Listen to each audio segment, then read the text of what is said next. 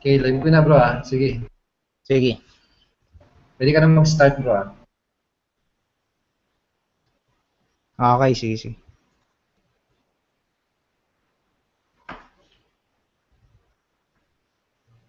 Wala pa atang attendees.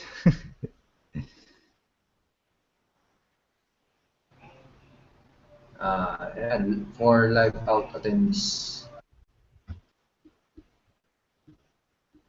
Yan, good evening. Good evening sa mga pumapasok, sila Roel. Good morning daw.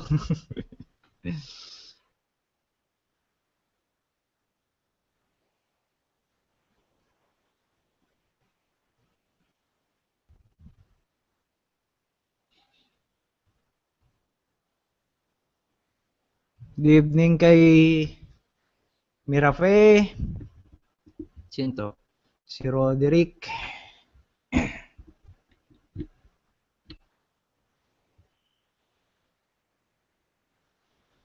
Yan, good evening sa mga pumapasok, kay Joseph, kay sino to? Billionaire. Live na tayo guys. So, pasok lang kayo. And then, in a few minutes, mag-start na tayo.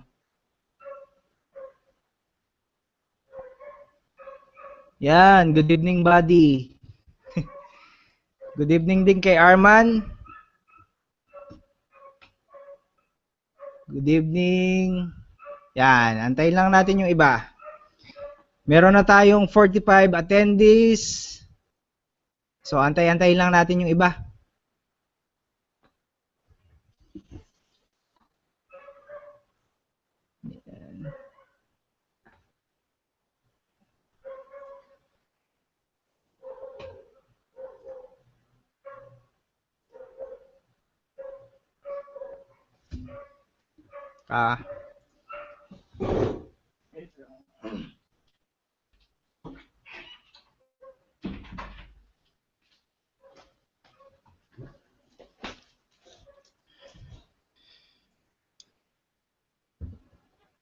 Okay, good evening kay Edna Serin.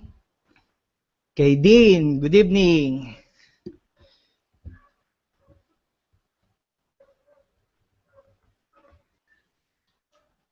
Yan.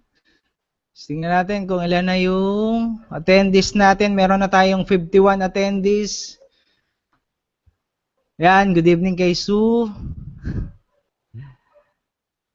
So, ilang minutes na lang mag-start na tayo. Very excited I'm very excited to share yung mga tips na ibibigay ko sa inyo ngayon regarding sa pag-persuade ng tao o pag-persuade ng prospects.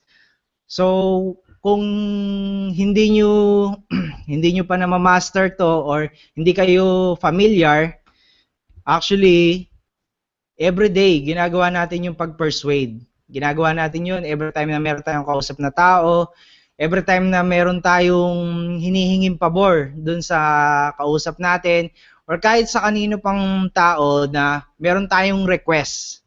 So, madalas, pinapersuade natin sila. So, kung naalala nyo, nung time na para sa mga empleyado dito, nung time na nag-a-apply kayo ng trabaho, I'm sure, pinapersuade nyo yung interviewer, pinapersuade nyo siya para kayo yung i-hire.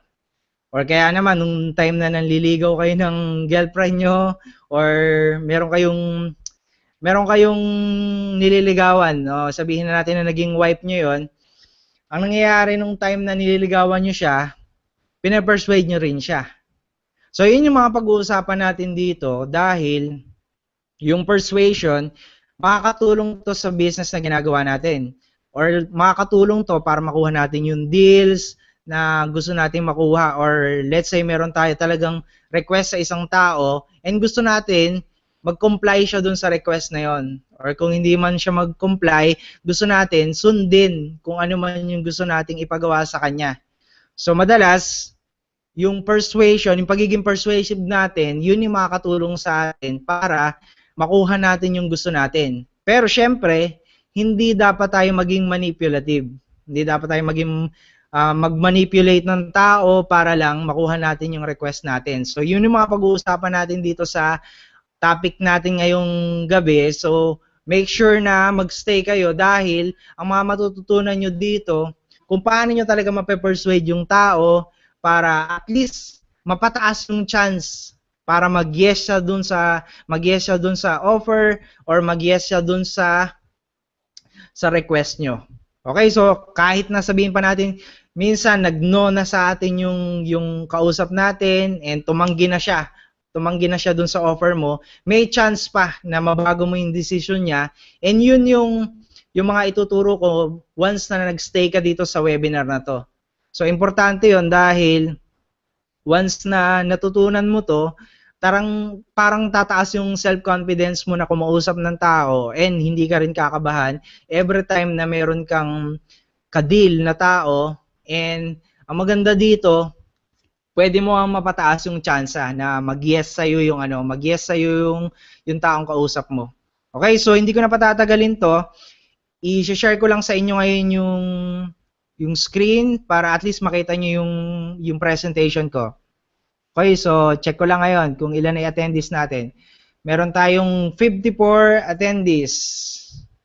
Okay, so share ko lang tong screen. Yan. Yan, kita ba? Kita naman siguro, no?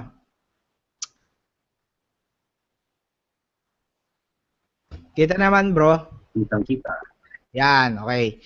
So, yung pag-uusapan natin dito, okay. So, yung pag-uusapan natin dito, yung 10 powerful persuasion techniques to influence people. So, yung pag-uusapan natin dito, lahat ng pwedeng makatulong sa inyo para mas maganda yung maging results or outcome nung gusto nyong ipagawa dun sa tao. Okay, so pero bibigyan ko lang kayo ng disclaimer, hindi ito 100% sure na magwo-work all the time. So hindi siya bulletproof. So merong times na hindi ito magwo-work, and tulad ng times na, for example, hindi naman reasonable yung request mo or masyadong exaggerated yung gusto mong ipagawa dun sa tao, then hindi siya magwo-work. And again, kung ang purpose mo is i-manipulate yung tao, hindi magwo-work tong strategy na to, hindi magwo-work yung mga techniques na ituturo ko sa inyo. So, kailangan maging persuasive tayo para maipakita dun sa taong kausap natin na meron siyang benefits or meron siyang makukuhang maganda dun sa request natin, or para maging clear sa kanya yung big picture kung ano man yung gusto nating ipagawa, ano man yung gusto nating i-request sa kanya, and ano yung magiging kapalit nun para sa kanya. Okay, so hindi ko na patatagalin ngayon. Yung first tip na pag-uusapan natin dito is ito. Itong 2 birds of a feather. So ano bang ibig sabihin ng 2 birds of a feather? Bakit to makakatulong sa inyo para mas ma-persuade nyo yung tao or mapataas nyo yung chance na mag-yes sa inyo yung kausap nyo? Sabihin na lang natin na meron kayong kausap na prospect. So paano nyo mapapataas yung chance na makuha yung matamis niyang yes? Okay, so ano ba ibig sabihin ng 2 birds of a feather? Ang ibig sabihin lang is 2 people who are alike. Or ibig sabihin, merong similarity yung taong kausap mo, meron kayong similarity. Okay, so for example na lang. For example, meron tayong kausap na tao. Siyempre, nandyan na yung times na tatanungin natin sila, interviewin natin, na for example, na saan yung location niya, and sabihin na lang natin na tatanungin mo rin ano yung ginagawa niya sa buhay, sabihin natin ano yung work niya, and aabot kayo dun sa point na magkakaroon kayo ng similarity. It's either parehas kayo ng province, parehas kayo ng naging course. And ang maganda kasi dun, once na nagkaroon ka ng chance para makuha kung ano yung similarity nyo, instantly magkakaroon ka ng connection sa kanya and makakapag-build ka agad ng rapport. Makakapag-build ka ng trust dun sa tao. For example na lang, nalaman mo na na parehas kayo ng lugar or province ng kausap mo, di ba parang, parehas talaga tayo ng, dun ka rin nakatira, parang ganon yung mangyayari. Kahit sabihin pa natin na stranger yan, first time mo nakausap yung tao, sabihin natin na office mate mo, bago kayo parehas sa work, tapos nung nalaman mo na parehas kayo ng province, di ba parang gumaan bigla yung loob mo sa kanya. Tapos nandyan na yung magkakausap kayo, and parang naging komportable ka na nakausap siya. So, ibig sabihin, malaki yung naitutulong ng similarity nung taong kausap mo and similarity yung dalawa. So, importante na maisip mo rin na magtanong ng mga tamang question. Okay, para mag-trigger sa'yo na, uy, meron pala kaming similarity ng tao na to, na-experience din pala niya to.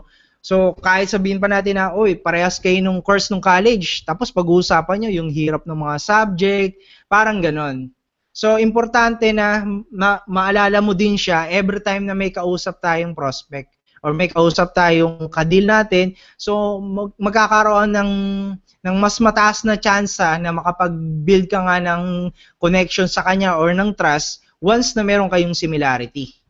Okay, so isa yon sa makakatulong sa'yo para makapag-persuade ng tao. Ngayon, move naman tayo dun sa next persuasion tip na ibibigay ko sa inyo.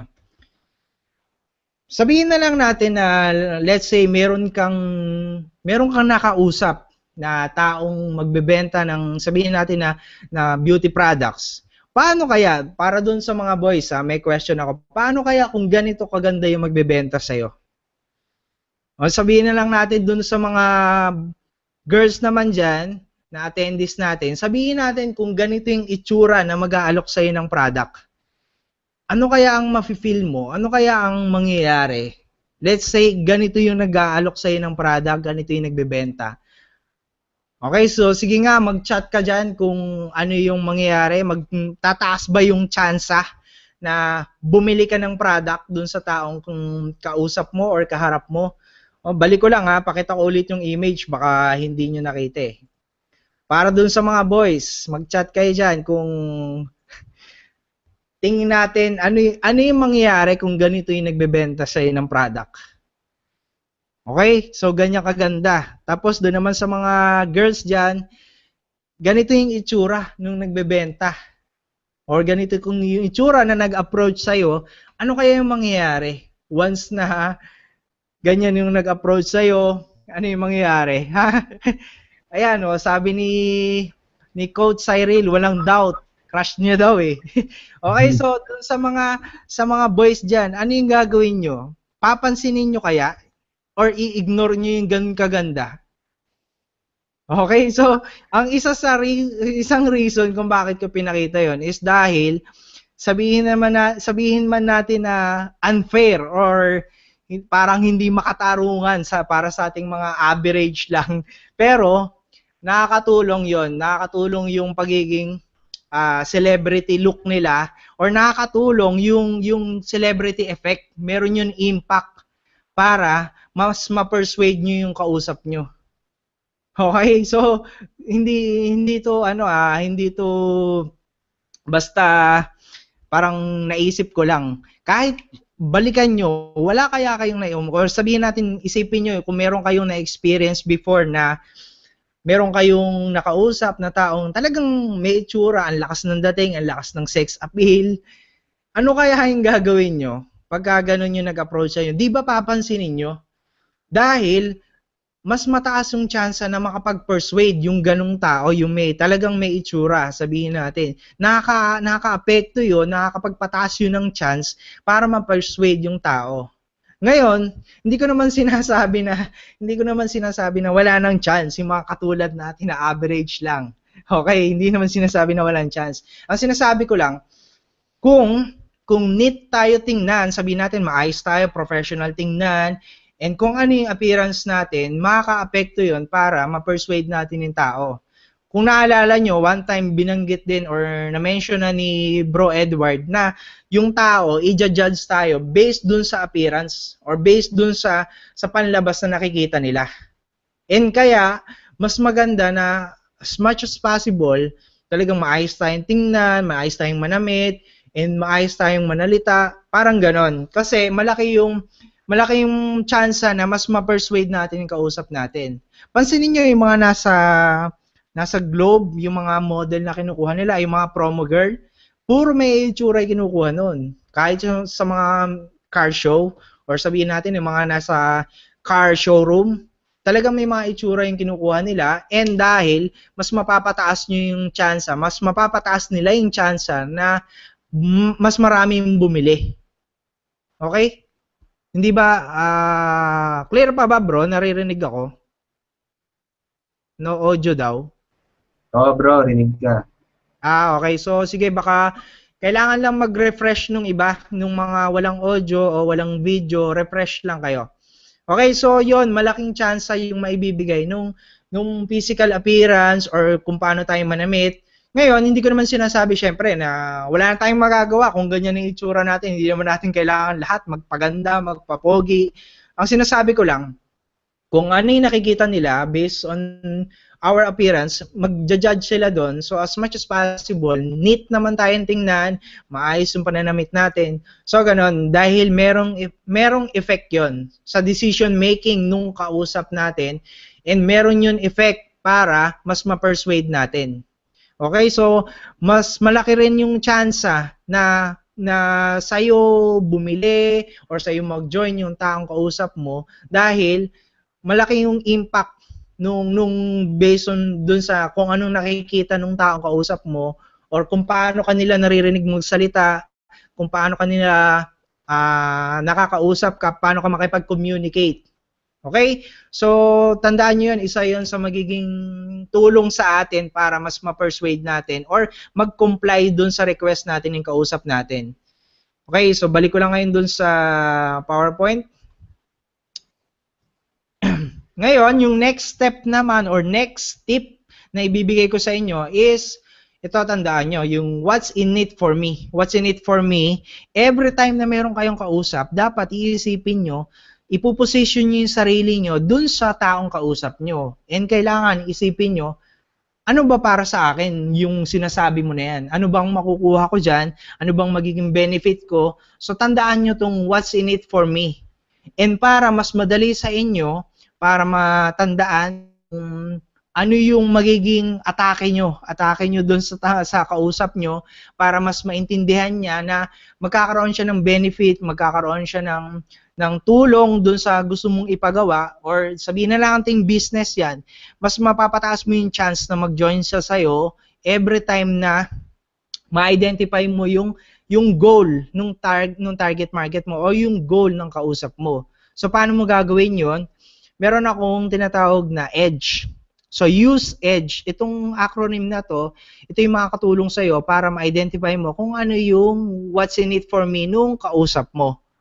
So, ano ba yung EDGE? Ito yon, yung esteem more, do more, gain more, and enjoy more.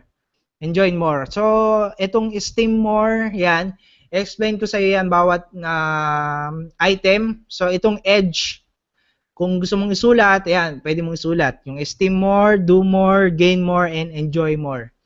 So, explain ko lang ng isa-isa sa yung EDGE na yan. Ano ba yung EDGE na yan? Okay, so yung EDGE na sinatawag ko, yung first muna, pag-usapan natin, yung esteem more. So, nandun pa rin tayo sa tip na what's in it for me, what's in it for me, and then gamitin mo yung acronym na EDGE. Itong EDGE, yung first letter, yung esteem more, kailangan tanongin mo yung sarili mo, ito bang offer ko sa kanya or ito bang dinidiscuss ko dun sa taong kausap ko is magkakaroon siya ng benefit na tataas yung self-confidence niya. Tataas ba yung self-esteem nung kausap mo? Baka mamaya kasi, hindi talaga sa kanya makakatulong yon para tumaas yung confidence niya, para magkaroon siya na talaga na mag-boost yung self-esteem niya, and irespeto siya ng ibang tao na kausap niya. So, isa yon. Hindi naman necessarily na itong EDGE na to kailangan palaging nandun sa offer mo or nandun sa statement na sinasabi mo dun sa kausap mo. Ang sinasabi ko, it's either dun sa apat sa EDGE na yon. Okay, so kailangan 5 letters pala. Yung kailangan tandaan mo yung first esteem more. Ngayon, ano naman yung yung D, yung do more. Okay, so yung do more, kailangan matandaan mo na yung ibibigay mo ba sa kanya or gusto mong ipagawa, makakatulong to para mas marami bang ma-achieve, ma-accomplish yung taong kausap mo. For example, meron kang nire-request sa kanya. Kapag ginawa ba niya yung request mo, mas marami siyang ma-achieve, marami siyang ma-accomplish. So yun, yung do more. Ngayon, yung next letter naman, yung gain more. Ano ba yung magigain? Ano ba yung makukuha nung taong kausap mo? Kapag ba ginawa niya yung request mo, magigain siya ng new knowledge, magigain siya ng sabihin na lang natin na self-confidence nga. So kailangan identify mo rin ano yung magiging impact sa kanya, ano yung makukuha niya. Okay? So ngayon, yung last letter na enjoy more, yung enjoy more, once na ginawa ba niya yung offer mo or yung request mo, tataas ba yung chance na yung kausap mo is mag-enjoy siya doon sa ginagawa niya. For example na lang na meron kang request, ang nire-request mo sa kanya is sabihin natin na meron kang na-discover na yung task, yung strategy na yon mas magpapadali ng buhay ng taong kausap mo. Sabihin na lang natin na ka-team mo, meron kang na-discover para ma-automate yung ibang process na ginagawa niya sa business. Ngayon, ito bang strategy na na-discover mo once na ginawa niya is magkakaroon ba siya ng sabihin natin na enjoyment or sabihin natin natataas ba yung happiness niya para talagang mas maging enjoyable siyang gawin ng business? Yun, yung mga ganong bagay, kailangan identify mo yung what's in it for me nung taong kausap mo. And ma-identify mo lang yun kung sakaling identify mo rin yung edge niya. Okay? So, it's either dun sa apat na binigay ko na yun, edge, yung esteem more, do more, gain more, and enjoy more. So, dapat isa dun sa apat, bagsakan nung request na gusto mong ipagawa dun sa taong kausap mo. Dahil kung hindi, baka hindi mo ma-persuade yung taong kausap mo. Okay? So, ilan lang yun sa pwede nyong i-apply every time na meron kayong kausap, sabihin pa natin na personal yan, na one-on-one mo yung kausap in person, or sabihin natin na ka-chat mo, pwede mong i-apply yung mga tips na binibigay ko sa'yo. Okay, so proceed tayo dun sa next tip. Okay, yung next tip natin, ito yung expert spillover. So ano ba ang ibig sabihin nitong expert spillover na yan and bakit makakatulong yan? Makita mo kami dyan, puro parang nung dati iniisip ko na nakikita ko lang sila na magkakasama, parang nakakainggit. Tapos nung napasama ako sa kanila, yan, sama ko kala Bro Edward, yan, kila Bro Raymond, kila Bro Mau, and dun sa ibang coaches. Nung napasama ako sa kanila, parang ang sarap pala sa pakiramdam talaga. And ang maganda dito, ito yung na-discover ko, itong expert spillover, isa to sa mga katulong sa atin para ma-persuade natin yung kausap natin or sabihin natin yung ibang tao na target market natin, mas mapataas natin yung chance na gawin nila, pansinin nila yung mga post natin. And bakit makakatulong tong expert spillover? Bakit ba makakatulong to? Okay? So, explain ko lang For example, nakipag-network ka dun sa mga expert. Sabihin na lang natin na napasama ka kay Bro Edward sa kay Bro Mau. Ang mangyayari kasi sa'yo, parang mahahawaan ka yung expertise nila and yung tao, syempre, nung nakakita na nakasama mo sila, parang iba yung tingin sa'yo. Okay, pero hindi, don't get me wrong, na hindi ibig sabihin na pag nasama ka na, for example, nasama ka today kay Bro Edward, kila Bro Raymond, Bro Mau, sabihin natin na pasama ka today. Don't expect na tomorrow, tingin sa'yo ng tao, expert na din. Hindi ganon. Ang mangyayari lang is, ma-adapt mo kung paano sila mag-isip, paano sila magsalita, paano sila kumausap ng tao, paano sila mag-decide, paano sila, lahat nung way, na based dun sa personality nung kasama mo, mahahawahan ka nun. kung paano sila mag-decide every time na meron silang problem, or paano sila mag-judge. For example, meron silang decision making na gagawin, marami silang option, kung paano sila mag-isip, mahahawaan ka nun. And yun din yung isang reason kung bakit ini-invite ka namin sa breakthrough event this coming August 27. Para dun sa mga members ng Ignition Marketing, yun yung isang reason, an important reason kung bakit kailangan umattend ka. Once na nakasama ka namin doon, nakausap mo kami, iba yung feeling. Mahahawakan ka talaga ng expertise nila. Okay? Kahit wag nyo na akong isama doon, yung expertise nila, mahahawakan ka nila.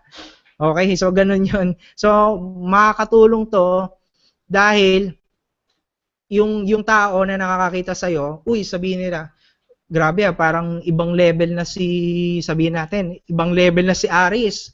Ibang level na si Raquel, kasama nila yung mga expert na. So, later on, every time na makikita kanila na kasama mo yung mga ganong expert, iba na rin yung tingin nila sa'yo. And syempre, ikaw, na-adapt mo na yung personality ng mga experts na yon. And yun yung makakatulong sa'yo para mas ma-persuade mo yung taong kausap mo, yung mga target market mo. Okay? So, yun yung expert spillover. So, mahahawakan ka ng expertise ng mga taong sabihin na top earners, yung mga coaches, or yung mga movers and shakers dun sa company nyo, sa MLM company nyo. Yun, makipag-network kayo doon dahil meron kayong mga talagang valuable information na makukuha. Okay, balik lang ako ulit dun sa screen. Ito, yung number 5 tip na ibibigay ko sa inyo, author to authority. So, ano naman tong author to authority na to? Ano ba tong otoridad na to? So, stop ko lang ulit yung sharing balik ko lang. Itong author to authority, isa to sa mga katulong sa inyo para iba rin yung maging tingin sa inyo ng kausap nyo. For example na lang, gumawa ka ng libro, nagsulat ka. Ano kaya ang magiging tingin sa iyo ng target market mo? Di ba parang expert na expert yung dating mo?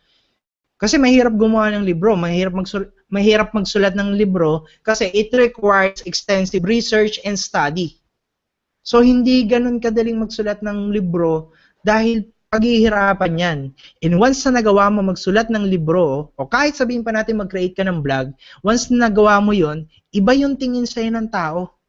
Iba yung tingin sa'yo dahil hindi ganun kadali yung mga yung mag-create ng blog, magsulat ng libro, mag-isip ng mga topic na ilalagay doon sa libro, yung content ng libro na kailangan persuasive din, and kailangan talaga meron kang technique para sa umpisa pa lang hanggang huli nakukuha mo yung excitement nung kausap mo or nung reader nung libro. So, ganun parang sabihin natin na hindi ganun kadali na magsulat ng libro or mag-create ng blog. Kaya once na nagawa mo yon, iba yung tingin sa'yo ng tao. And isa to sa magiging bridge para makapag-connect ka dun sa target market mo para mapansin nila yung ginagawa mo or mapansin ka nila mismo. Para ma-persuade mo sila and gawin nila kung ano man yung request mo. Okay, so pansinin mo, sino ba ang makakilala mo na author ng libro? Sabihin na lang natin ng author ng libro na tulad ni Bo Sanchez, sabihin natin tulad ni Bro Edward. Nung nakita mo sila na nagsulat sila ng libro, tapos nabasa mo yung libro nila, ano kaya ang na-feel mo? Di ba parang expert na expert yung dating sa'yo nung tao na yon? For example, nakita mo na yan, si Bro Raymond, ibang coaches dito, si Bro JP, yan, si Coach Cyril, si Coach Paulo. Nung nakita mo sila na meron silang vlog, di ba ang dating sa'yo, parang expert talaga. Kahit sabihin pa natin na first time mo pa lang sila na-meet, first time mo pa lang sila nakita sa Facebook, di ba iba yung dating kapag yung tao nakakapagsulat, nakapag-create ng content, lalo na through blog or sabihin natin libro, iba yung dating.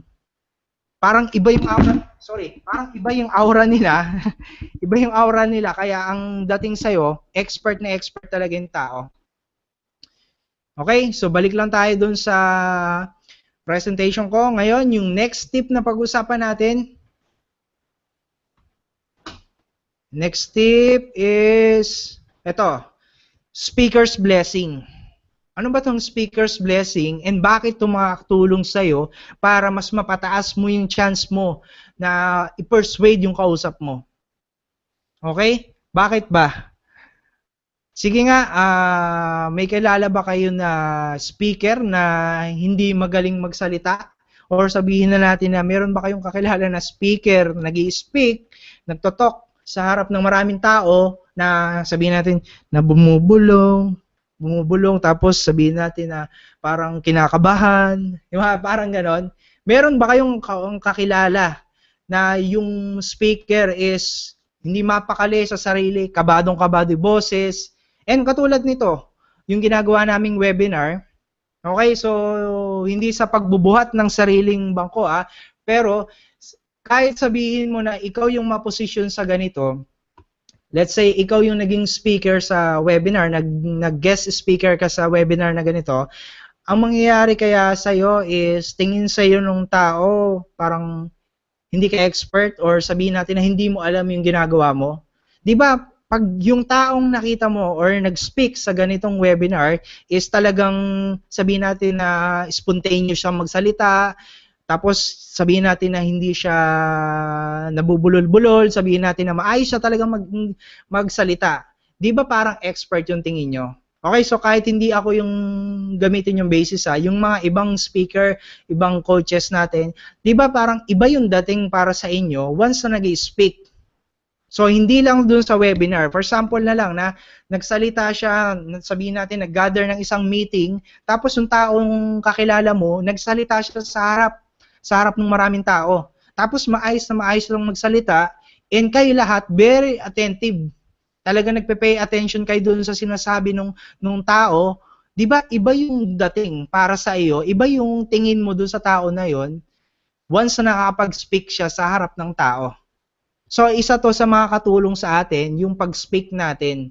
Pag-speak natin sa harap ng tao, na sabihin natin na kahit sa friends lang natin yan, kung dun sa, nung time na nag-aaral tayo nung, sabihin natin ng college, di ba, may times na nagsasalita tayo sa harap ng mga classmate natin. And isa yon sa mga good practice.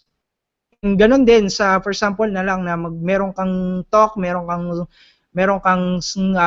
public speaking na gagawin, ang ginagawa ko, ang isang tip na pwede nyong i-apply, ang ginagawa ko kasi is, before ko i-discuss kung ano man kailangan kong i-discuss, tinatry ko muna yun i-discuss sa wife ko or dun sa family ko mismo. Isa yun sa pwede mong gawin.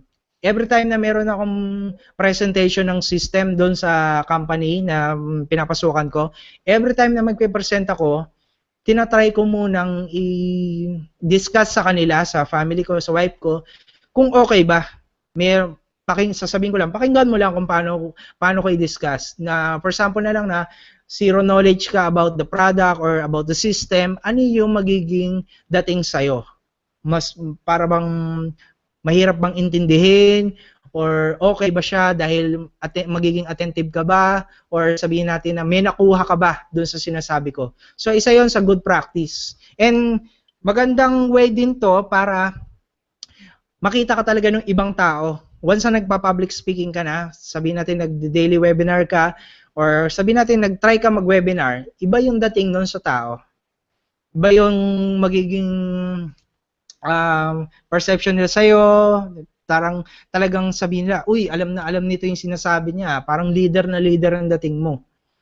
So yun, try nyo yun sa, sabihin natin, try nyo mag-public speaking, kahit sabihin pa natin na hindi ganun karaming tao, pero once na ginagawa mo yun ng madalas, parang natural na lang sa'yo, natural na lang yung pagsasalita kahit sabihin natin maraming tao.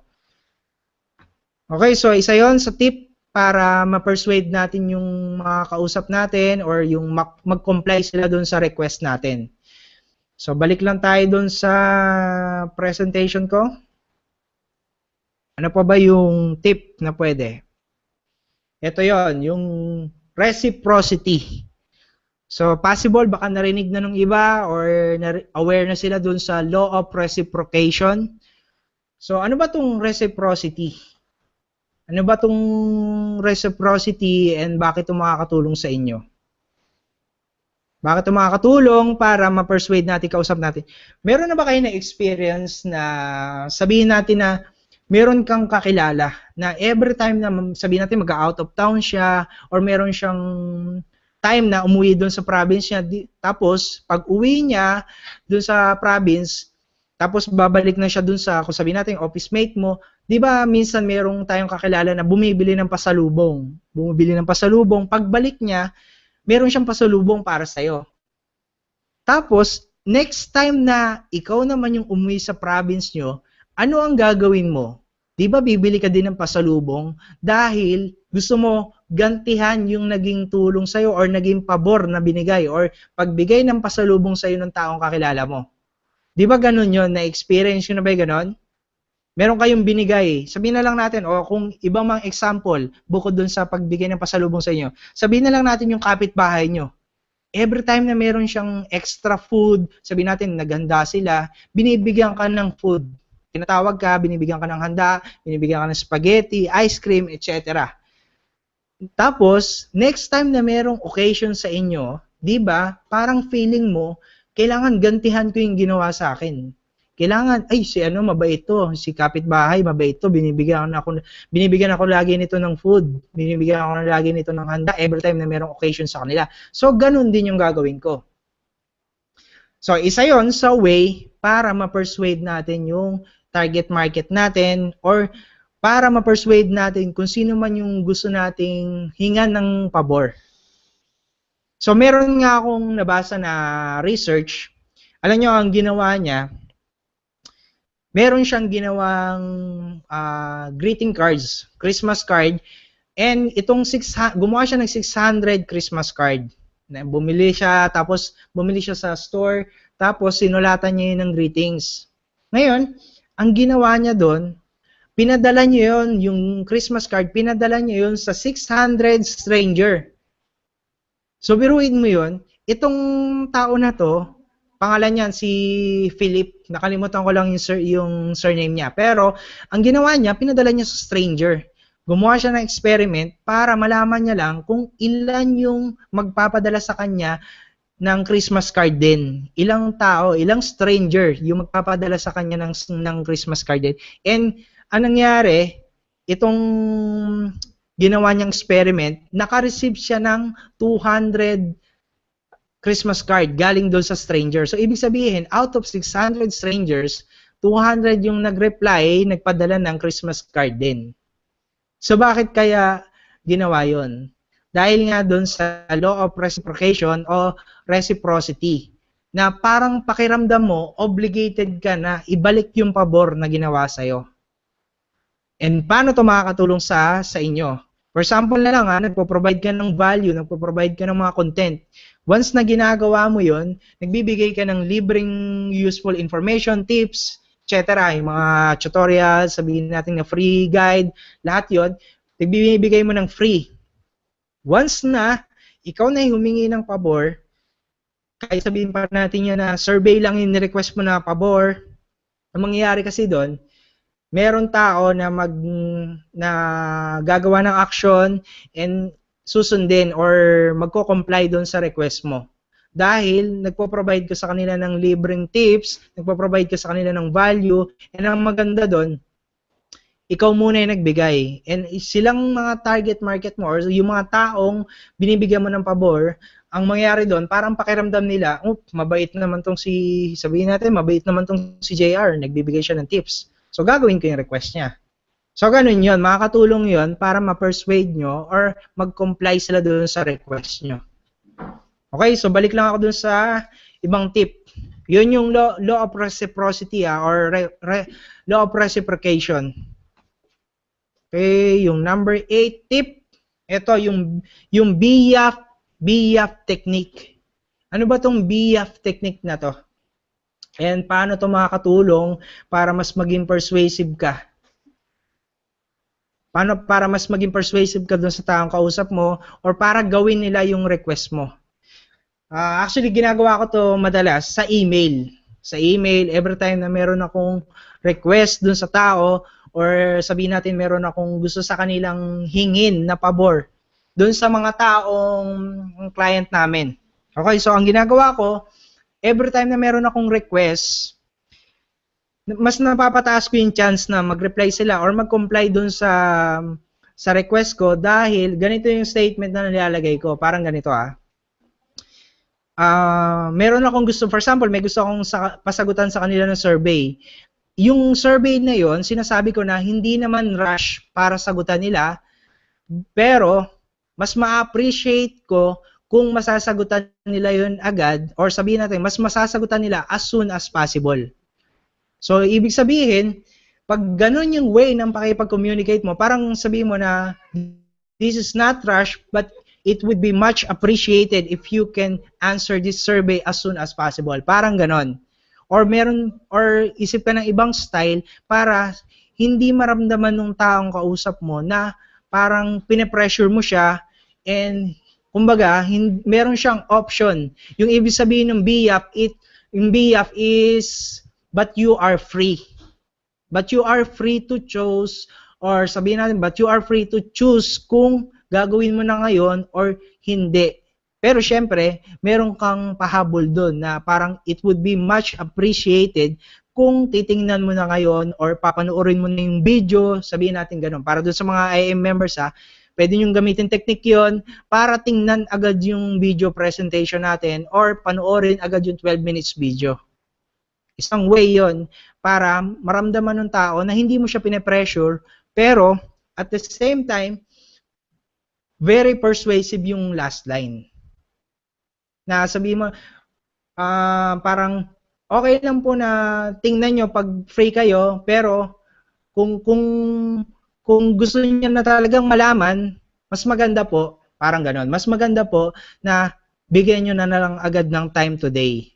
O kaya parang sabihin nyo na, kung na meron ka for example na sinend sa kanya na link, tapos kailangan panoorin ng kausap mo yung video na yon, pwede mo sabihin na anytime po ma'am, pwede nyo panoorin yan, pero kung okay yung internet mo ngayon, panoorin nyo na po, parang ganon. Hindi mo siya pine-pressure, pero maganda, pero kung makakaisip kayo ng magandang way para sabihin yon, pwede nyong i-improve yon, yung strategy na yon. Pero yun yon, BF, but you are free. Ibig sabihin may option yung kausap nyo kung gagawin niya na ngayon or hindi yung request. Okay? So balik lang ulit ako dun sa presentation. Etong the power of why not. Bakit naman to magiging powerful? And dalawa yung magiging benefits sa nito yung power of why not. Isa to sa natutunan ko dun sa CEO ng company namin. CEO ng company namin na every time na meron kaming kailangan kausapin na client, ang ginagawa niya or nire-request niya sa amin, dapat kung tumanggi or nagsabi na ayoko, nung taong kausap namin or yung client, kapag tumanggi, alamin mo kung bakit. Tatanungin mo, bakit po ayaw nyo? Yun yung powerful yung why not kasi every time na sabihin mo yan, meron kang ma-unlock na sabihin natin na reason kung bakit hesitant yung kausap mo. Pag tinanong mo yung kausap mo, bakit ayaw mo? Then sasabihin niya sa yung reason. Tapos nung pala, yung reason niya hindi pala valid. O sabihin na lang natin, meron siyang misunderstanding dun sa na-discuss mo, kaya siya hesitant. Powerful yan and kung hindi mo man siya ma-convince or hindi man siya mag-yes after niyang sabihin yung no, itong why not, makakatulong to sa'yo para next time na meron ka maging client na similar yung reason niya kung bakit ayaw niya, alam mo na ngayon kung paano mo i-counter yon. Dahil nga, tinanong mo na, bakit ayaw mo? Ngayon, sasabihin sa yung reason ng kausap mo. So, ang mangyayari, alam mo na, okay, kaya pala ayaw niya. Ito pala yung kulang. Ito pala yung kulang dun sa offer ko. Ito pala yung kulang dun sa product. So, ang mangyayari ngayon, i-improve nyo yung product. Or kaya, i-improve mo yung way ng pag-discuss mo sa kanya. Dun sa next target mo. So, powerful siya. Nakakatulong talaga to. For example lang sabihin natin, meron kayong lakad na mga barkada mo. Meron kayong, sabihin natin, out of town. Ang mangyayari doon, sabihin natin, for example lang, isa doon sa barkada mo, ayaw sumama. Tatanungin mo siya siyempre, bakit ba ayaw mo? Tapos sasabihin niya, kasi kulang yung budget ko eh. And then, syempre, makakaisip ka ng solution dun sa problem niya, kaya pala ayaw niyang sumama.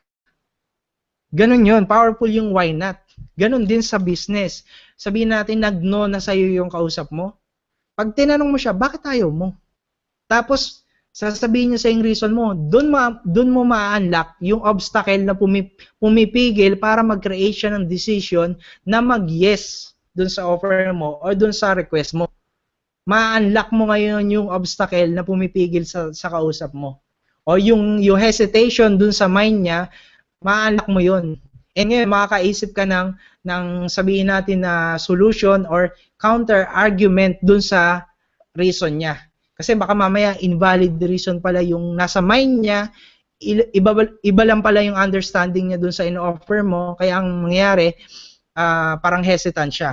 Pero once na tinanong mo yung why not, ma-unlock mo yon and boom, mag-yes sa'yo yung kausap mo.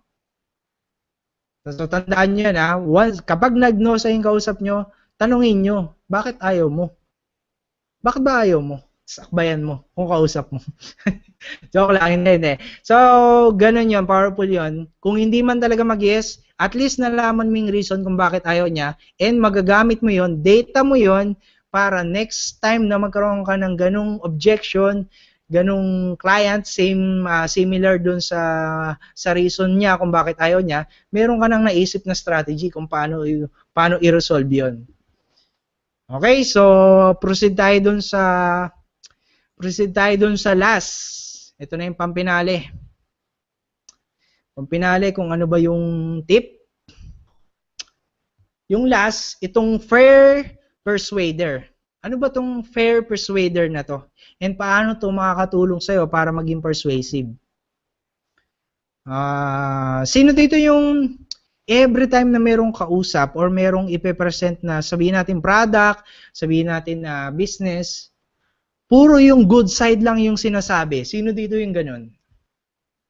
Yan, sige nga, mag-chat kayo dyan. Sino dito yung takot na i-reveal dun sa kausap yung weakness or yung disadvantage ng product or ng business or kahit sabihin pa natin na offer yan or kahit anong request na parang nahihiya or takot siyang i-reveal na merong bad side yung gusto niyang ipagawa. Sino dito yung ganon? Normally, ang ginagawa ng karamihan, every time na meron silang gustong ipagawa doon sa tao, yung puro good points lang yung sinasabi nila. And ang iniisip kasi nila is baka ma-turn off or mag-no na agad yung taong kausap nila or hindi gawin yung request ko. Ganun yung iniisip nila, ganun siguro yung mindset ng iba. Kaya ang ginagawa nila, puro good side yung sinasabi. Pero ang problema kasi sa ganito, later on, pag na-discover nung kausap mo, sabihin na lang natin na pa-yes mo na siya, ginawa na niya yung request mo, and later on na na-discover niya na meron palang bad side, merong disadvantage yung product or yung business, ano kaya ma-feel nung tao na yon? Di ba maiinis sa sayo? Sabihin, uy, may ganito pala dito, hindi mo pa agad sinabi dati sa akin. And isa kasi ito sa kailangan tandaan natin, yung pagiging fair, pagiging fair persuader natin, makakatulong to para mas makita tayo ng tao na talagang totoo tayo sa kanila, hindi tayo, sabihin natin, hindi tayo scammer, and hindi tayo nanlalamang ng kapwa. Sabihin natin na gano'n. Makikita kanila na logical ka mag-isip and reasonable naman yung binibigay mong sabihin nating disadvantages and makakatulong to para mas ma-persuade yung tao. Pag sinabi nyo yung advantages and disadvantages ng product or ng business, mas ma-attract sa inyo yung tao. Kasi honest kayo, magiging honest kayo sa kanya, and ang mangyayari kasi doon, sabihin nila, okay ito Tapos, ang maganda pa doon, kahit sabihin mo yung weakness or yung disadvantages na ma-discover mo dun sa product or sa business or sa kahit ano pang request mo, dapat hanapan mo ng solution yon. Paano yon? Bibigyan natin ng example. For example na lang sabihin natin na ang product mo is, sabihin natin na vlog platform. Sabihin natin ganon. Sabihin natin na parang WordPress or Blogger. Sabihin natin ganon yung product mo. Ngayon, syempre ang disadvantage ng ganong product, hindi lahat ng tao madaling magagawa yung pag-create ng blog. Pero kung sasabihin mo sa kanya, yes po, mahirap. Ang disadvantage lang po nito, ma'am, kailangan ng computer, kailangan po ng internet pag gagawin nyo, and kailangan kahit paano meron kayong background sa computer, pwede mo sabihin, disadvantage naman talaga yun eh. Dahil hindi naman lahat ng tao techie, hindi naman lahat ng tao madaling maka-adapt kung ano man yung way na pag-create ng blog. So hindi lahat ng tao madaling makukuha, mapipick up yung steps. So, ngayon, sasabihin mo siya as disadvantage. Pero, magbibigay ka sa kanya ng solution na kahit sabihin niyo po, okay lang po ma'am, ang disadvantage po nito is kailangan kahit paano may background kayo sa computer or kahit paano meron kayong ginagamit na gadget, pero bibigyan mo siya ng pero na statement, sasabihin mo, pero kung wala po kayong background, okay lang po kasi may ginawa po akong mga simple tutorial na talagang easy naman to follow para makapag-create po kayo ng content. Parang ganon. So, ibig sabihin, kahit na-cite mo na-mention mo yung disadvantages, ang mangyayari pa rin, binigyan mo ng solution. Nag-cite ka na agad ng solution, so ang mangyayari sa'yo, okay naman pala meron naman palang tutorial. Ganon yung maiisip ng tao. So, ang mangyayari doon, mas mapapayes mo yung kausap mo. Kasi, hindi mo tinago yung mahirap pag-aralan tong blog. Baka kasi mamaya, madiscover niya, ang mangyayari, mainis sa'yo, sabihin, akala ko ba sobrang dali, puro advantage yung sinabi mo, tapos ang nangyayari naman pala, hindi naman pala ganun kadali.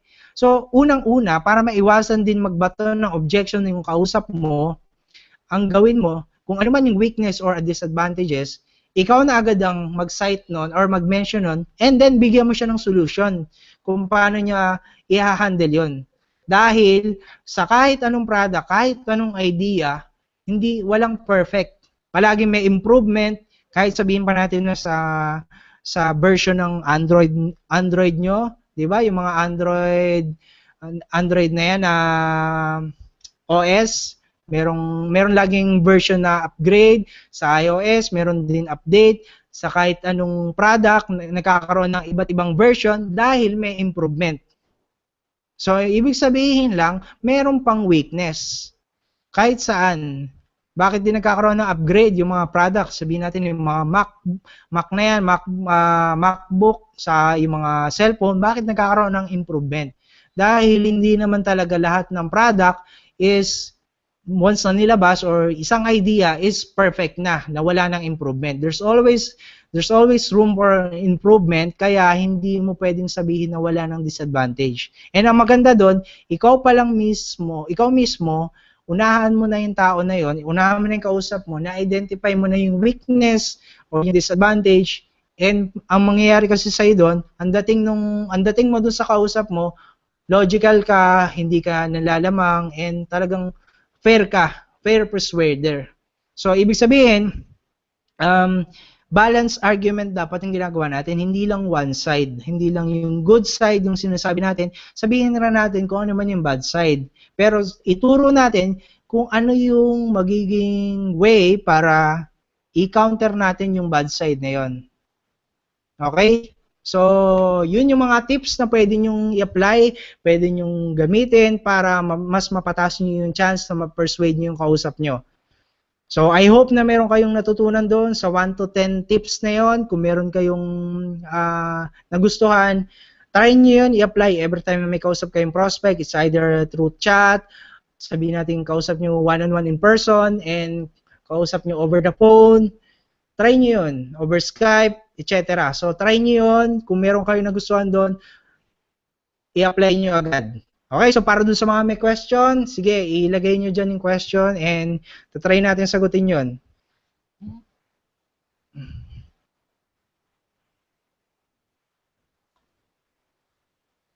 Okay. Ayan. Q&A time. May mga questions na related dun sa diniscuss ni Coach JR. pwede na kayo mag-post, no?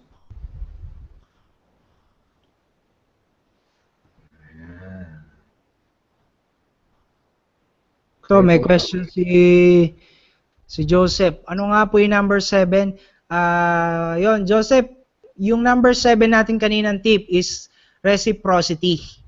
So, yung reciprocity, ito yung parang nagpo-provide ka muna ng libreng, sabihin natin, nagbibigay ka muna ng tulong, and ang mangyayari kasi doon, yung law of reciprocation na yon, parang pakiramdam ng taong binigyan mo ng tulong is obligated siyang ibalik yung pabor. So, ang good example ko doon, for example na lang na yung kapitbahay nyo nagbibigay sa'yo ng pagkain, di ba every time na mayroon silang occasion, nagbibigay ng pagkain, di ba parang pag once na ikaw naman yung may occasion o sa inyo naman yung may occasion, pakiramdam mo, kailangan gantihan mo siya. Ganun tayo eh. So, ang tawag doon is reciprocity. And powerful din yon para mas ma-persuade natin yung taong kausap natin or yung target market natin para mag-comply sila doon sa request natin. Okay? So, sige, sino pa yung may question na iba?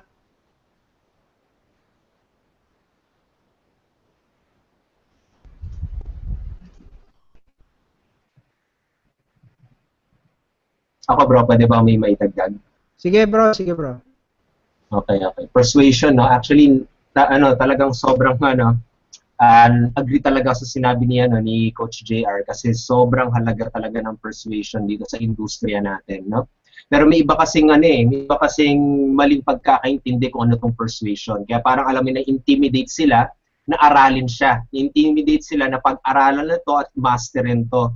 Okay? Kasi yun nga, naisip lagi ng mga tao kapag persuasion, minamanipulo na yung mga tao, no? So, it depends kasi kung paano mo siya gagamitin. Actually, persuasion ay napaka-powerful talaga. Kasi dito nade-determine kung paano ka magkakaroon ng sale, paano ka magkakaroon ng resulta. Okay? Kasi, tandaan na maiga dito sa industriya natin, depende na lang kung anong industriya ka. Kasi pwedeng sabihin natin sa blogging ka talaga ng mga AdSense, mga ganyan. Pero pag ikaw ay nasa network marketing, affiliate marketing, basta sales, kailangan talaga is matutunan mo tong skill na to. Okay, which is persuasion. Dati, naalala ko nung nagsisimula pa lang ako dito sa business na to, nagfo-focus talaga ako sa mga blogging, mga ganyan, no? Dinidesign ko yung blog ko, nag-SEO ako, yung mga ganong klase mga bagay, pero hindi ko naunawaan, no? Medyo na-late na nga sa totoo lang, kaya tumagal yung resulta ko eh. Kaya tumagal ako magkaroon ng resulta kasi hindi ko naunawaan na sa industriya na to ay yung pera nakikitain mo ay manggagaling sa ibang tao. Okay? Yung pera nakikitain mo ay manggagaling sa prospect na kausap mo. Kaya dapat, kung yun yung mindset mo, no, kapag doon nanggagaling yung income mo, of course, it's the best way para matutunan mo paano kumausap ng prospect, no? At saka yun, isang strategy na pwede ko rin sa i-share dito na talagang it really works very well para sa akin dahil dito sa strategy na to, okay, nakakapag-close ako ng marami ring sales dito sa business ko, no? Ito yung the power of agreement. Okay? Power of agreement or yung pag-agree. Okay? Dati naalala ko nung may kinakausap akong prospect, kapag may objection siya, no, lagi ko siya kinukontra. Katulad sinasabi na scam yung ginagawa mo, parang ganyan. Ay hindi, sinasabi ko sa hindi scam to. May ganito, may papeles nga kami, ganyan. Dito yung SEC, dito yung SEC, nandito yung DTI, mga ganyan, yung mga documents na yan, no? Kailangan magkaroon ka ng mindset na kailangan mo kung may kipag-agree ka. Okay? So, pwede, katulad, sinabi niya sa'yo na scam niya, no? Pwede mong sabihin na naunawaan mo kung bakit mo sinabi yan. And I believe, no? Pwedeng sabihin mo rin, actually, naniniwala ako sa sinabi mo. Okay? Actually, naniniwala ako sa sinabi mo kasi meron naman talagang mga ibang companies or meron naman talagang mga nagsisilabasan ng mga scam dyan, no? Kaso, pwede ko bang maituro sa'yo or maipaliwanag sa'yo kung paano to naiiba? Pwede gano'n, no? Or pwedeng sabihin, ang mahal naman yung product mo, ang mahal naman ng company mo, ang mahal naman ng pag-pay-in dyan. Pwede mo sabihin, I agree, no? Naniniwala ako sa sinabi mo at agree ako and you have a good point. Kasi, totoo naman na hindi biro na maglabas ng, sabi natin, ng 3,000 pesos. Ganun. Hindi biro na maglabas ng 3,000 pesos. Okay? Pero, ito yung tanong ko lang sa'yo, no? Kapag ba in-avail mo tong, sabi natin, kapag ba in-avail tong product na in-offer ko sa'yo, sa tingin mo ba makakatulong ko sa'yo? Okay? So, yun yung mga ganong klase mga bagay. Kasi alam mo, napaka-powerful talaga ng agreement. Kasi kapag nakipag-agree ka sa prospect mo, Okay, mawawala yung malaking pader eh. In short, mawawala yung malaking pader. Parang imagine mo ganito, asawa ka or may girlfriend ka, magtalo kayong dalawa, pero bigla kang nag-agree sa point niya, mawawala bigla yung argument niyo. Okay, mawawala kasi bakit pa siya makikipagtalo sa'yo? Nag-agree ka na nga, di ba? So, same in business, same in your prospect, no? Kapag nakikipagtalo siya sa'yo, mag-agree ka sa kanya, mawawala yan, no? Ito kasi meron tayong parang pride yung ganyang klase mga bagay, no? Pero kapag gusto mo talaga makapag-close ng sale, okay? Kung sa tingin mo yung prospect mo, no? Sabihin natin yung pinapakita mong papel ay puti. Gusto niya ipaglaban na black yan, gusto niya ipaglaban na itim yung papel na pinapakita mo sa kanya. Okay? Kung gusto ma-close yung sale mo, okay? Kung gusto mo talagang magkaroon ng resulta sa business mo, kailangan magkaroon ka ng mindset, mag-agree ka sa mindset ng prospect mo. Pero, hindi naman totally na dapat mag-agree ka sa lahat na sinasabi niya, no? Parang ano lang mawala lang yung pader na yon, tapos ma-shift mo into, i-lead mo siya. Okay? I-lead mo siya dun sa conversation nyo. Ikaw yung mag-lead by asking significant and powerful questions, no? Para ma-lead siya sa close. Okay? So yun yung isang technique na it really works really well para sa akin, and I believe makakatulong din ito para sa iyo, no? Excited talaga ako i-share sa iyo kasi favorite ko talagang strategy yun, and I hope talaga na magamit mo siya sa business mo. Okay? So yun, may mga questions na dito, bro. Thank you. Okay, so thank you do kay Bro Raymond na nadagdagan pa yung tips na binigay namin. Okay, so tingnan natin tong question ni ito, bro, tokayo mo. Raymond din. Okay. So sabi ni Raymond, Bro JR, 'di ba sabi mo sa number 2 celebrity effect? 'Di ba sabi ni Mike Dillard, hindi lang naman sa itsura, sa personal value na ibinibigay at leadership qualities mo ang attraction. Yes, agree ako doon, Bro Raymond, bro din. Raymond, so agree ako doon sa sinabi mo kasi hindi lang naman talaga doon sa itsura. Pero kung hindi clear sa'yo, ang sabi ko doon kanina, yun yung isang way para minsan pansinin ka ng prospect kasi talaga yung tao, iba yung dating sa kanila kapag talagang sabihin natin na kahit papano na-attract talaga sila or attracted talaga sila kapag yung taong lumapit sa kanila or nag-approach, sabihin natin may itsura. Pero syempre hindi naman matatapos doon. Hindi naman matatapos doon sa okay, may itsura nga. Doon na papasok syempre yung kung paano ka magsalita, ano ba yung alam mo, and then i-judge ka na ng tao based nga doon sa value na kaya mong ibigay or doon sa quality ng kaya mong ibigay sa kanila or tulong. So hindi naman siya natatapos doon sa itsura. Pero makakatulong nga yung personal appearance or sabihin natin na yung outlook mo, sabihin natin gano'n, makakatulong yon para makakuha ka ng attention, para makapag-build ka ng sabihin natin ng connection dun sa kausap mo. Dahil kung sabihin man natin na unfair, pero kahit experiment man natin or kung hindi mo pa na-check, maraming ganyan sa YouTube, mga experiment na meron sabihin natin na average person lang and ko-compare siya dun sa performance nung sabihin natin talagang may itsura, na celebrity yung itsura, and paramihan sila ng tao na papansin sa kanila, mas marami palagi yung may itsura. Meron pa nga, lalo na sa ibang bansa, may discrimination, lalo na pag nakita na sobrang itim, gano'n, etc. Ang mangyayari, hindi agad pinapansin or nilalayuan pa dun sa upuan. So, ibig sabihin, merong impact. May impact yung personal appearance talaga. Pero hindi ko naman sinabi na tapos na doon, na yun lang yung maka-persuade dun sa tao. Makakatulong lang yon para at least yung pag-approach mo, pansinin ka agad. Kasi iba sabihin man natin, kahit tayo mismo, kung ang lumapit, yung katulad ng pinakita ko kanina, balik ko lang yung katulad kanina na yon, sabihin na lang natin, yung mga boys dyan, maging honest tayo. Yan.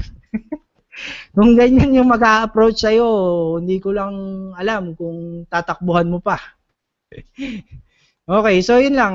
Hindi, talagang, tama yun, Bro Raymond. Talagang depende pa rin sa value mo. Pero, makakatulong din talaga yung personal appearance. Okay, so sige, sino pang may question? Si Red, ito, ano po yung number 8?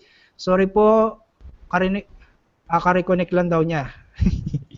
Okay, so yung number 8 is BIAP. Ito, yung BIAP is yung but you are free.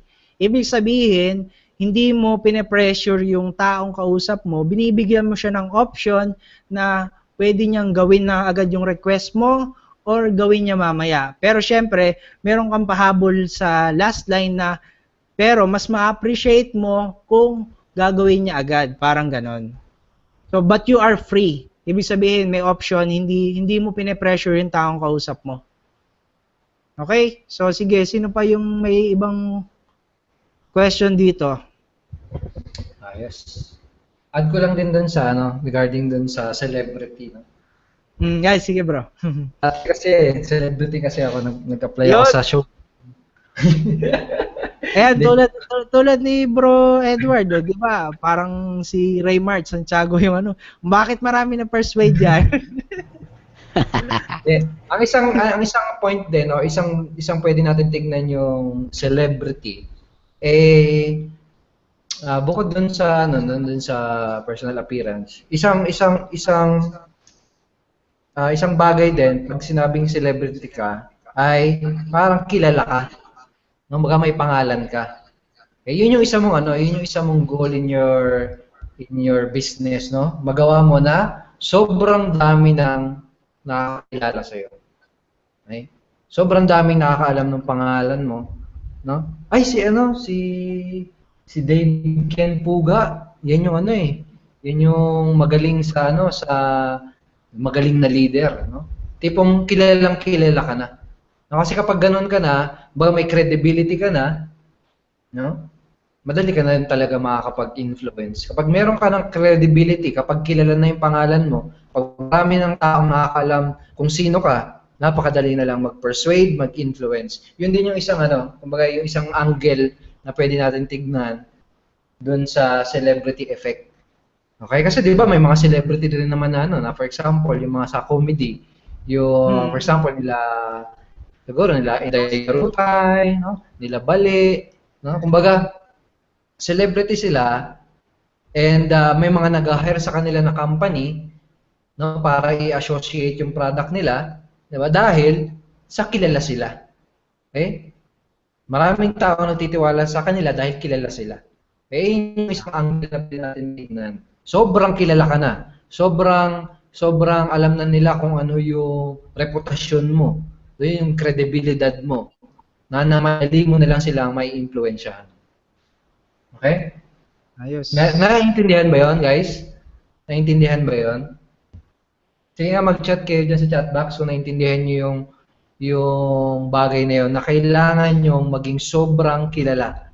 No, maraming taong nakakaalam kung sino kayo or maraming nakakaalam kung sino yung pangalan nyo, kung ano yung business nyo.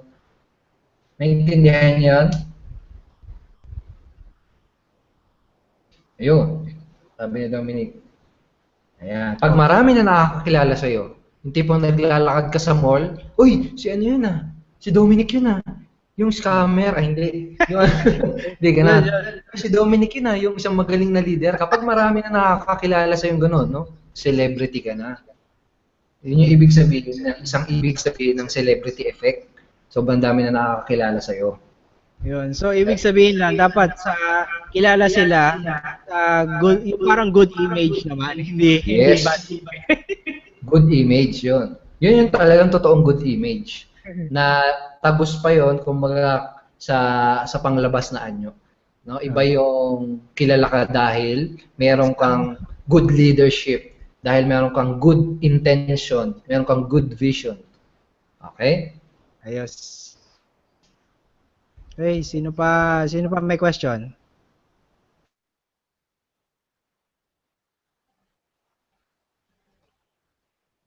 Wala na yata. By the way, ipapromote ko lang yung yung magiging webinar training natin bukas. Ang training topic natin bukas ay how to become a showbiz. Ito kasi showbiz. Ito talaga, Brad, showbiz talaga to. Ito talaga. Ito talaga yung speaker natin bukas. Talagang showbiz ito. Ay, oo nga. Matindi to eh.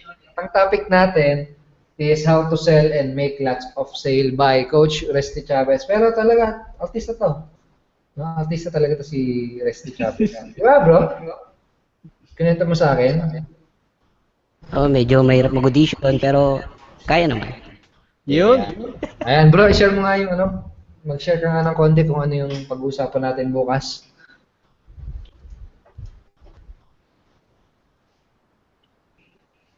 Hello? Hello, yun. Yun, bukas, pag-uusapan natin kung paano kayo makakabenta nang hindi kayo natatakot. Yun, paano nyo i-close, paano nyo ibebenta, paano nyo i-influence, parang i-influence sila na bilhin yung product mo dahil yun talaga yung solusyon dun sa problema nila. Okay? Pag nagawa nyo yun, mas dadami yung sales nyo. Ganun lang. Ayos. Alright, so make sure na umatin kayo bukas para matutunan nyo kung paano kayo makakabenta ng maraming sales. Okay, and by the way, sino pang hindi nakakapanood sa inyo nung bagong video na pinublish natin dun sa ating Facebook group page. Napanood na ba ng lahat yung itong video na to? May nag-release tayo ng sneak preview, no? Kasi sa next week, magre-release tayo ng bagong training serye. No? Parang ano lang, no? Parang artista talaga tayo dito, no? May mga serye-serye pa. Artista daw yung nando sa video, bro eh. Sino ba yung mga nandun? Oo, serye. Pero yan, next week i-release namin yan, yung bagong 3-video training serye na yan. And ang title ng first video ay Millionaire Master Plan. And nag-release kami kahapon ng sneak preview or ng parang trailer. Trailer para din sa video training serye na yan. Kung hindi nyo pa napapanood, make sure na bisitahin nyo yung ating group page at panoodin nyo yung trailer or yung sneak preview. Okay? Ayan. So, guys, may wala ng question, no? So, siguro that's it for this evening, brother and Coach JR. Maraming salamat sa pag-share ng napaka-valuable na training sa ating community. Okay. Thank you din doon sa lahat ng attendees. So, attend kayo palagi ng webinar namin. And doon sa mga members, umattend kayo ng breakthrough event. Importante yon. So, ano pa ba, bro? Ganun pa din. Tumaas na yung price. Na late na sila. Nako! Tataas ulit yan. So, umabol pa. Kung sino pa yung gusto, mag-save na kayo ng ticket nyo bago kayo maubusan. Tama. Alright. Ayos. Hindi pa nakakapag-purchase ng ticket para sa August 27 event. Ito, yung link, puntahan nyo lang yan. And yung VIP, unfortunately, sold out na. No? And yun, kung gusto mo po yung 40% discount, make sure na i-check nyo yung, i-avail nyo na yung ticket ninyo, ipa-reserve nyo. Okay, so guys, makita-kita ulit tayo bukas sa ating webinar. And same time yun, 9 o'clock PM. And God bless sa inyong lahat. Apply nyo yung mga natutunan nyo. More results to come and more power. Bye. Bye-bye. Bye-bye.